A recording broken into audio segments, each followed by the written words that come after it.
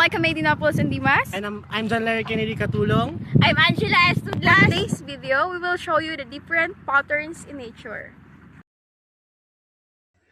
Symmetric. It's defined as a proportionate and balanced similarity that is found in two halves of an object, that is one half in the mirror image of the other half. But you won't see me break, call you up in 3 days, and you.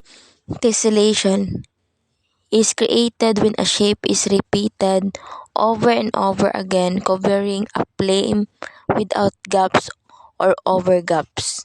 It's a mistake, drink my troubles away, but my glass of champagne. Fractals is a non-regular geometric shape that has the same degree of non-regularity on all scales of as never-ending pattern. Glass of champagne, and you know I'm the first to say that I'm not. Stripes, a long narrow band or strip typically of the same width throughout its length, differing in color or texture from the surface on either side of it. But you won't see me break, call you up in 3 days, and Bubbles are patterns in nature that are formed from repeating pairs.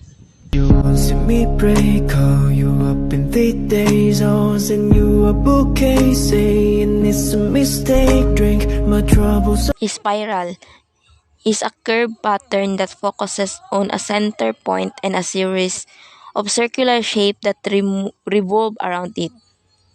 But you won't see me break, call you up in 3 days. Wave is a vibration that transfers energy through matter or space. But you won't see me break, call you up in 3 days, and you a bouquet, saying it's a mistake, drink my. Cracks form when wet earth dries up. But you won't see me break, call you up in 3 days, and you a bouquet, saying. And don't forget to like, share, subscribe, and click the notification bell for more updates and for more upcoming videos. Keep learning, guys!